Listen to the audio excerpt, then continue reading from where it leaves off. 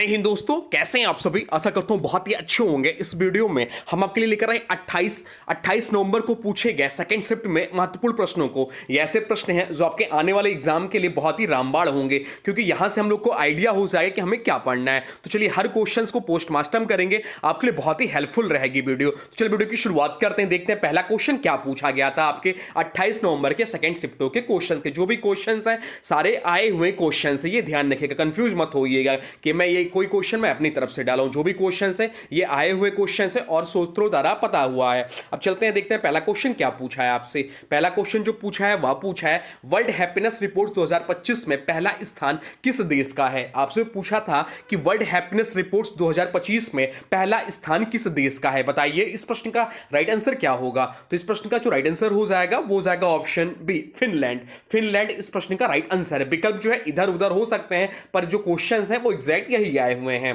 Finland इस प्रश्न का राइट आंसर हो जाएगा। चलिए इसको डिटेल में पढ़ लेते हैं। वर्ल्ड हैप्पीनेस रिपोर्ट्स 2025 में फिनलैंड लगातार आठवीं बार पहले स्थान पर है। इस रिपोर्ट में सुख, शांति, जीवन, संतुष्टि, सामाजिक समर्थन और आदि को मापा जाता है, इसलिए अध्ययन और सरकार नीति दोनों के लिए महत्वपूर्ण माना जाता है। भारत की रैंक भी जाननी है हमें इनमें। तो भारत का जो रैंक है 2025 में 118वीं थी, स्कोर 4.389 है। यह बताता है कि सामाजिक आर्थिक सुधारों की जरूरत है।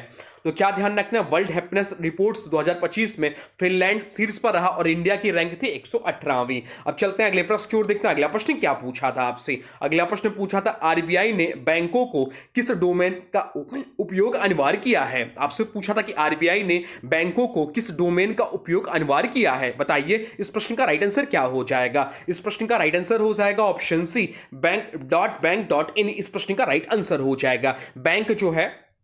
बैंक जो है धोखाधड़ी रोकने और फेक वेबसाइट से बचाव के लिए ऐसा किया है। सभी बैंक वेबसाइट पर अब सिक्योर डोमेन .बैंक.इन पर जाएगी।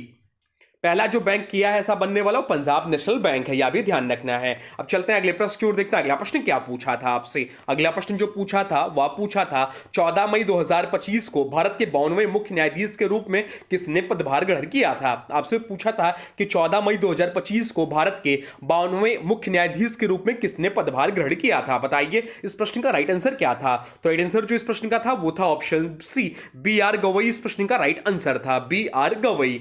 14 मई 2025 को जस्टिस बी.आर. गवई जो हैं भारत के 92वें मुख्य न्यायाधीश बने थे। इनका कार्यकाल छोटा था क्योंकि 24 नवंबर अभी हाल ही में 24 नवंबर 2025 को जस्टिस सूर्यकांत 53वें सीजीआई बने हैं। तो अब ध्यान रखना जो 53वें जो सीजीआई हैं वो आपके जस्टिस सूर्यकांत बन गए हैं, या पॉइंट भी ध्यान रखना है। भारतीय सुप्रीम कोर्ट सीजीआई की नियुक्ति वरिष्ठता के आधार पर होती है, या भी एग्जाम में क्वेश्चन बार बार पूछता है। चलते हैं अगले प्रश्न की ओर, देखते हैं अगला प्रश्न क्या पूछा है आपसे। अगला प्रश्न जो पूछा था वह पूछा था एग्जैक्ट या क्वेश्चन पूछा हुआ था, एक यूजर ने बताया है। पूछा था टेलीग्राम पे प्रश्न आया था, भारत ने पहली पंचवर्षीय योजना किस मॉडल पर आधारित थी। पॉलिटी से बहुत ही कम क्वेश्चन पूछे जा रहे हैं, पर यह क्वेश्चन पूछा था कि भारत में पहली पंचवर्षीय योजना किस मॉडल पर आधारित थी, यह प्रश्न आया था और हूबहू विकल्प भी यही दिया हुआ था। तो इस प्रश्न का जो राइट आंसर हो जाएगा वो हो जाएगा option C, Harold Domar model पर आधारित था। ऑप्शन सी इस प्रश्न का राइट आंसर था। पहली पंचवर्षीय योजना 1951 से 56 हेरोल्ड डॉमर मॉडल पर आधारित था। इसका मुख्य उद्देश्य कृषि विकास था। क्या था इसका मुख्य उद्देश्य, तो इसका मुख्य उद्देश्य जो था कृषि विकास था। दूसरी पंचवर्षीय योजना भी ध्यान रखिए, दूसरी पंचवर्षीय योजना जो थी 1956 से 61 के बीच महानुलोबिस मॉडल पर आधारित थी, पीसी महानुलोबिस मॉडल पर आधारित थी। अब चलते हैं अगले प्रश्न की ओर, देखते हैं अगला प्रश्न क्या पूछा था आपसे। अगला प्रश्न जो पूछा था वह पूछा था 21 अप्रैल 2025 को मैड्रिड में हुए 25वें लॉरेंस वर्ल्ड स्पोर्ट्स अवार्ड में वर्ष की टीम का पुरस्कार किस टीम को मिला है। आपसे पूछा था कि 21 अप्रैल 2025 को मैड्रिड में हुए 25वें लॉरेंस वर्ल्ड स्पोर्ट्स अवार्ड में वर्ष की टीम का पुरस्कार किस टीम को मिला है, यह आपसे पूछा था। बताइए इस प्रश्न का राइट आंसर क्या हो जाएगा। राइट आंसर हो जाएगा ऑप्शन सी, रियल मैड्रिड। इस प्रश्न का राइट आंसर हो जाएगा लॉरेंस वर्ल्ड स्पोर्ट्स अवार्ड में। लॉरेंस वर्ल्ड स्पोर्ट्स अवार्ड को खेल की दुनिया का ऑस्कर कहा जाता है। 2025 में टीम ऑफ द ईयर का पुरस्कार रियल मैड्रिड को दिया गया। क्लब की यह सम्मान उनके लगातार बेहतरीन प्रदर्शन और अंतरराष्ट्रीय टूर्नामेंटों में जीत की वजह से मिला है। तो Lawrence team of the year 2025 real Madrid football club को चुना गया। अब एक क्वेश्चन आपसे पूछा था, वह पूछा था ऑपरेशन सिंदूर के बाद कौन सी सीमा बंद की गई थी। आपसे पूछा था कि ऑपरेशन सिंदूर के बाद कौन सी सीमा बंद की गई। बताइए इस प्रश्न का राइट आंसर क्या होगा। राइट आंसर हो जाएगा ऑप्शन सी, करतारपुर कॉरिडोर जो है इस प्रश्न का राइट आंसर था। ऑप्शन सी इस प्रश्न का राइट आंसर था। ऑपरेशन सिंदूर 2025 के बाद सुरक्षा कारणों से भारत पाक सीमा स्थायी रूप से बंद कर दिया गया। इससे करतारपुर कॉरिडोर और वाघा अटारी बॉर्डर शामिल थे, जो कि दोनों को बंद किया गया है आफ्टर ऑपरेशन सिंदूर। अब चलते हैं अगले प्रश्न की ओर, देखते हैं अगला प्रश्न क्या पूछा था आपसे। अगला प्रश्न जो पूछा था वह पूछा था कि संविधान संशोधन द्वारा मतदान की न्यूनतम आयु 21 से घटाकर 18 वर्ष की गई। आपसे पूछा था कि किस संविधान संशोधन द्वारा मतदान की न्यूनतम आयु 21 से घटाकर 18 वर्ष की गई थी। बताइए क्या होगा इस प्रश्न का। तो इस प्रश्न का राइट आंसर हो जाएगा ऑप्शन सी, 61वां संविधान संशोधन इस प्रश्न का राइट आंसर था। ऑप्शन सी इस प्रश्न का राइट आंसर था, या पूछा गया प्रश्न था। 61वें संविधान संशोधन 1988 के तहत मतदान की आयु 21 से घटाकर 18 वर्ष की गई, या 1989 के आम चुनाव में पहली बार लागू हुआ। इसका उद्देश्य युवाओं की राजनीति भागीदारी बढ़ाना था। तो यह भी इंपॉर्टेंट है। अब चलते हैं अगले प्रश्न की ओर, देखते हैं अगला प्रश्न क्या पूछा था आपसे। अगला प्रश्न जो पूछा था वह पूछा था विश्व हिंदी दिवस कब मनाया जाता है। आपसे पूछा था कि विश्व हिंदी दिवस कब मनाया जाता है। बताइए क्या होगा राइट आंसर जो हो जाएगा वो हो जाएगा ऑप्शन बी, 10 जनवरी को। ऑप्शन बी इस प्रश्न का राइट आंसर हो जाएगा। विश्व हिंदी दिवस हर वर्ष 10 जनवरी को मनाया जाता है। कब मनाया जाता है? तो हर वर्ष 10 जनवरी को मनाया जाता है। विश्व हिंदी दिवस 2025 की थीम क्या थी? तो a global voice of unity and cultural pride, Hindi में कहें तो एकता और सांस्कृतिक गौरव की वैश्विक आवाज। इसे 2006 में पहली बार मनाया गया, जब पहला विश्व हिंदू सम्मेलन 1975 की तिथि 10 जनवरी को सम्मान दिया गया। यह दिवस दुनिया भर में हिंदी भाषा के प्रचार प्रसार और वैश्विक पहचान को मजबूत करने के लिए मनाया जाता है। ध्यान देना है, राष्ट्रीय हिंदी दिवस अलग है। राष्ट्रीय हिंदी दिवस जो है 14 सितंबर को मनाया जाता है। तो 14 सितंबर को राष्ट्रीय हिंदी दिवस मनाया जाता है। 28 फरवरी जो विकल्प दिया था यह भी इंपॉर्टेंट है आपके आने वाले एग्जाम के लिए। इस दिन राष्ट्रीय विज्ञान दिवस मनाते हैं। और 8 जून को विश्व महासागर दिवस मनाया जाता है। अगला प्रश्न जो पूछा था वह पूछा था कलिंग सुपर कप 2025 किसने जीता था। आपसे पूछा कलिंग सुपर कप 2025 किसने जीता था। बताइए राइट आंसर क्या होगा। तो राइट आंसर जो हो जाएगा वो हो जाएगा ऑप्शन सी, एफसी गोवा इस प्रश्न का राइट आंसर हो जाएगा। एफसी गोवा ने 2025 का कलिंग सुपर कप जीतकर इतिहास रचा। क्या हुआ? तो एफसी गोवा ने 2025 का कलिंग सुपर कप जीतकर इतिहास रचा। उपविजेता भी ध्यान रखिए, उपविजेता जो थी जमशेदपुर एफसी थी। फाइनल में इन्होंने जमशेदपुर एफसी को हराया। या फुटबॉल टूर्नामेंट भारतीय फुटबॉल में सर्वश्रेष्ठ क्लबों के बीच खेला जाता है। उड़ीसा सरकार और एआईएफएफ इसके आयोजन में शामिल रहते हैं। Kalinga super cup 2025 winner FC Goa था। अब चलते हैं अगले प्रश्न की ओर, देखते हैं अगला प्रश्न क्या पूछा था आपसे। अगला प्रश्न जो पूछा था वह पूछा था भारत का टॉप स्टार्टअप सिटी कौन है। आपसे पूछा था कि भारत का टॉप स्टार्टअप सिटी कौन है। बताइए राइट आंसर क्या होगा। तो राइट आंसर जो हो जाएगा इस प्रश्न का वो हो जाएगा ऑप्शन डी, बेंगलुरु इस प्रश्न का राइट आंसर हो जाएगा। ग्लोबल स्टार्टअप इकोसिस्टम्स रिपोर्ट्स 2025 में बेंगलुरु को भारत का नंबर 1 स्टार्टअप शहर घोषित किया गया। बेंगलुरु को दुनिया में 10वीं रैंक मिली। यह भारत के लिए बहुत बड़ी उपलब्धि है। बेंगलुरु को इंडिया का सिलिकॉन वैली कहा जाता है, क्योंकि यहाँ आईटी कंपनियां, टेक स्टार्टअप्स और इनोवेशन हब की संख्या सबसे अधिक है। स्टार्टअप को मिलने वाला निवेश, प्रतिभा और टेक सुविधाएं इसे बाकी भारतीय शहरों से अलग रखती है। तो ये चीज ध्यान रखना है। इंडिया स्टार्टअप रैंक 2025 बेंगलुरु जो रहा टॉप पर रहा, और वर्ल्ड रैंक थी इसकी 10th नंबर की थी। यह हमारे लिए गौरव की बात है। अब चलते हैं अगले प्रश्न की ओर, देखते हैं अगला प्रश्न क्या पूछा था आपसे। अगला प्रश्न जो पूछा था वह पूछा था 100 तटीय गांवों में सरकार ने कौन सी पहल शुरू की है। आपसे पूछा कि 100 तटीय गांवों में सरकार ने कौन सी पहल शुरू की है। बताइए राइट आंसर क्या होगा।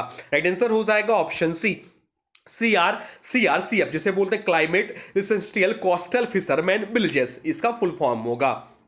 सरकार ने 2025 में 100 तटीय गांवों में CRCF योजना शुरू की है। इसका मुख्य उद्देश्य है तटीय इलाकों में रहने वाले मछुआरों को समुद्री आपदाओं, तूफान, समुद्र स्तर बढ़ने से बचाने के लिए आधुनिक सुविधा देना। योजना के तहत तटीय गांवों में मजबूत इंफ्रास्ट्रक्चर, आधुनिक मछली पकड़ने के उपकरण, मौसम पूर्व चेतावनी व्यवस्था दी जा रही है।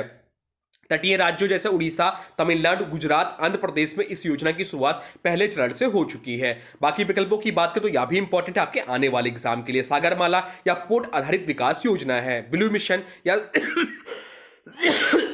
सॉरी ब्लू मिशन ये समुद्री संस्थानों के संरक्षण से जुड़ा है। और ओशन केयर भारत सरकार की आधिकारिक योजना या नहीं है। अब चलते हैं अगले प्रश्न की ओर, जो कि साइंस का क्वेश्चन था या इंपॉर्टेंट है, जो आपसे पूछा है। आपसे पूछा था कि 15 यदि 15 ओम और 5 ओम के दो प्रतिरोधों को श्रृंखला क्रम में जोड़ा जाए और उनके सिरों के बीच विभवांतर 12 वोल्ट हो तो परिपथ में प्रभावित धारा कितनी होगी, यह आपसे पूछा था। तो बताइए इसको कैसे सॉल्व करेंगे।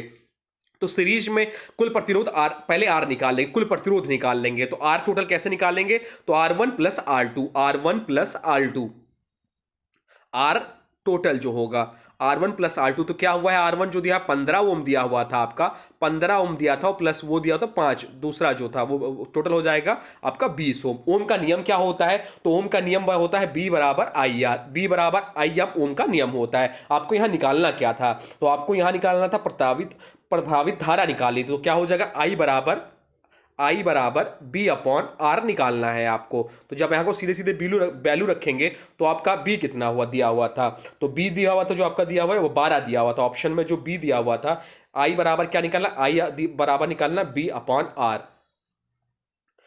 क्योंकि निकालना है हम लोग को, निकालना है इसमें से क्या निकालना है, निकाला प्रवाहित धारा निकालनी है। तो B कितना दिया हुआ था, B जो दिया हुआ था 12 दिया हुआ था, और आपका भी R निकाले हम लोग, R दिया था 20 ओम। इसको जब सॉल्व करेंगे तो क्या आएगा, तो आएगा 0.6 एम्पियर, 6 एम्पियर। तो राइट आंसर जो हो जाएगा इस प्रश्न का वो हो जाएगा ऑप्शन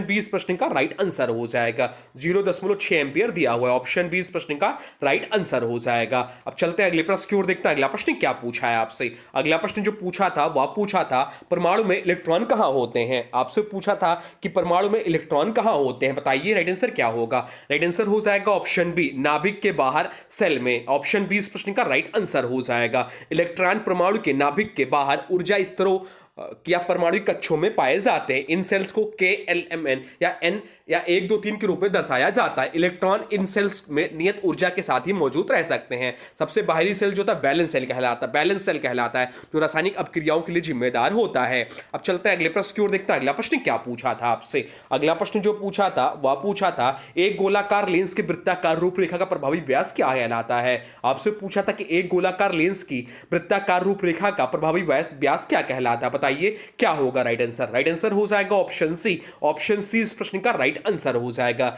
लेंस की सतह पर दिखाई देने वाला प्रभावी गोलाकार व्यास ही लेंस का अपचर कहलाता है। यह निर्धारित करता है कि लेंस में कितनी मात्रा में प्रकाश प्रवेश करेगा। अपचर जितना बड़ा प्रकाश उतना अधिक। अपचर जो है लेंस की चमक, रिजोल्यूशन और छवि की गुणवत्ता को प्रभावित करता है। कैमरा लेंस और दूरबीनों में अपचर एक प्रमुख ऑप्टिकल पैरामीटर माना जाता है। अब चलते हैं अगले प्रश्न की ओर, देखते हैं अगला प्रश्न क्या पूछा था आपसे। अगला प्रश्न जो पूछा था वह पूछा था सेल वॉल मुख्य रूप से किसकी बनी होती है। आपसे पूछा था कि सेल वॉल जो है मुख्य रूप से किससे बनी होती है, बताइए राइट आंसर क्या होगा। राइट आंसर हो जाएगा ऑप्शन बी, सेलुलोज इस प्रश्न का राइट आंसर हो जाएगा। पादप कोशिकाओं की सेल वॉल जो है मुख्य रूप से सेलुलोज से बनी होती है। सेलुलोज एक स्ट्रांग कार्बोहाइड्रेट फाइबर है जो पौधों को कठोरता, आकार और सुरक्षा प्रदान करता है। या प्लाज्मा झिल्ली के बाहर होता है और कोशिका को बाहरी दबाव से बचाता है। सेल वॉल का मुख्य कार्य समर्थन, संरक्षण और ट्रिगर प्रेशर बनाए रखना है।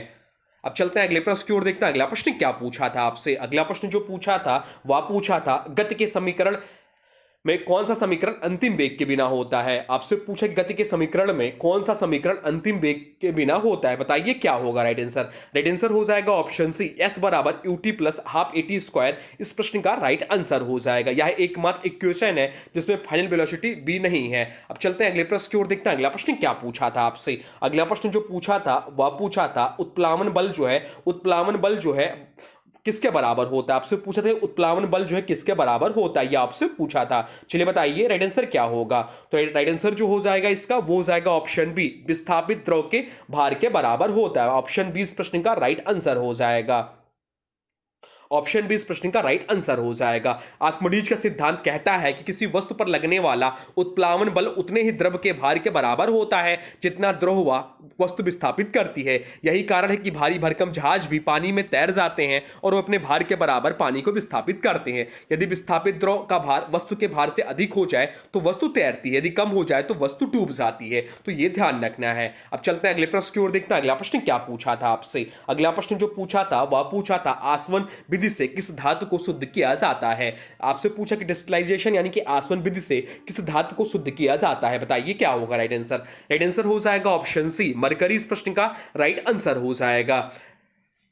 आसवन विधि कम क्वथनांक वाली धातुओं को शुद्ध करने की प्रक्रिया है। पारा जो है का क्वथनांक कम होता है, इसलिए इसे आसवन द्वारा आसानी से शुद्ध किया जाता है। इसी विधि से जिंक और कैडमियम जैसी धातुएं भी शुद्ध की जाती है। अब चलते हैं अगले प्रश्न की ओर, देखते हैं अगला प्रश्न क्या पूछा था आपसे। अगला प्रश्न जो पूछा था वह पूछा था ध्वनि को संचरण के लिए क्या चाहिए। आपसे पूछा था कि ध्वनि को संचरण के लिए क्या चाहिए, बताइए राइट आंसर क्या होगा। राइट आंसर हो जाएगा ऑप्शन बी, माध्यम चाहिए। ऑप्शन बी इस प्रश्न का राइट आंसर था।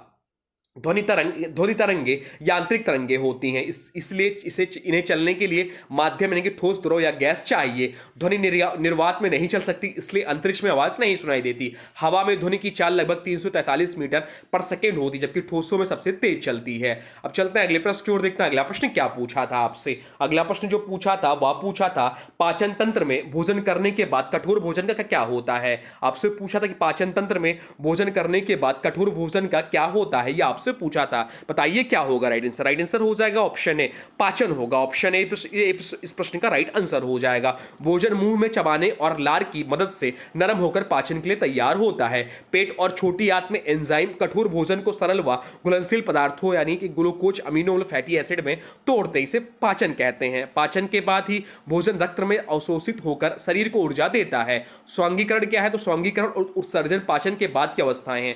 शुरुआत पाचन से ही होती है। अब चलते हैं अगले प्रश्न की ओर, देखते हैं अगला प्रश्न क्या पूछा था आपसे। अगला प्रश्न जो पूछा था वह पूछा था निम्नलिखित में से कौन सा यौन रोग विषाणु से होता है। आपसे पूछा है कि निम्नलिखित में से कौन सा यौन रोग विषाणु है, चलिए बताइए राइट आंसर क्या होगा। राइट आंसर जो हो जाएगा इस प्रश्न का वो जाएगा ऑप्शन ए, एचआईवी। एचआईवी इस प्रश्न का राइट आंसर हो जाएगा, एचआईवी एड्स। एचआईवी का फुल फॉर्म क्या है, तो एचआईवी का फुल फॉर्म भी एग्जाम के दृष्टि से इंपॉर्टेंट है। ह्यूमन इम्यूनोडिफिशियेंसी वायरस एक विषाणु जनित यानी एसटीडी है जो प्रतिरक्षा प्रणाली पर हमला करता है। यह मुख्यतः यौन संपर्क, संक्रमित रक्त व संक्रमित सुई के प्रयोग से फैलता है। एचआईवी जो शरीर में CD4 कोशिकाओं को नष्ट करता है, जिससे रोग प्रतिरोधक क्षमता घटती है। यह बीमारी एड्स में विकसित होती है, जो रोग प्रतिरोधक क्षमता का बेहद कमजोर कर देती है। अब आप लोग कमेंट बॉक्स में बताइए कि विश्व एड्स दिवस कब मनाया जाता है। ऑप्शन में दिया था गोनोरिया, तो यह बैक्टीरिया से होती है। टाइफाइड या भी बैक्टीरिया से होता है, और क्षय रोग जो है या भी बैक्टीरिया से होता है। तो ये है आपके 28 नवंबर के सेकंड शिफ्ट में पूछे गए क्वेश्चन जो आपके लिए इंपॉर्टेंट था। अब इससे यहाँ से आपके आगे आने वाले एग्जाम है, तो यह सेट आपके लिए महत्वपूर्ण हो सकता है। यहाँ से आपको आइडिया हो जाएगी कि आपको क्या पढ़ना है। एक सेपरेट वीडियो बनाया जाएगा कि आने वाले एग्जामों के आने वाले जो आपके सेट हैं उसमें कहाँ से पढ़कर जाना है। 2-3 दिन अभी हम लोग देखते हैं, उसके बाद एक सेपरेट सेट बनाएंगे, उसके अकॉर्डिंग हम लोग पढ़ाई करेंगे। हाँ, अब आज के वीडियो से प्रश्न है, इसका राइट आंसर आप लोग को बताना है। आज के वीडियो से प्रश्न है सेल वॉल मुख्य रूप से किसकी बनी होती है। आपसे पूछा है कि सेल वॉल जो है मुख्य रूप से किसकी बनी होती है। इसका जो भी राइट आंसर होगा कमेंट बॉक्स में जरूर बताइए, और कोई सुझाव हो या कुछ भी जानना हो तो अभी कमेंट बॉक्स में पूछिए, आपको जरूर बताया जाएगा, आपके रिप्लाई जरूर किए जाएंगे। तो और हाँ, देखिए अभी तक आपने वीडियो को लाइक नहीं किया है तो प्लीज वीडियो को लाइक कर दीजिए, और चैनल पे नए हैं तो चैनल को सब्सक्राइब भी कर लीजिए।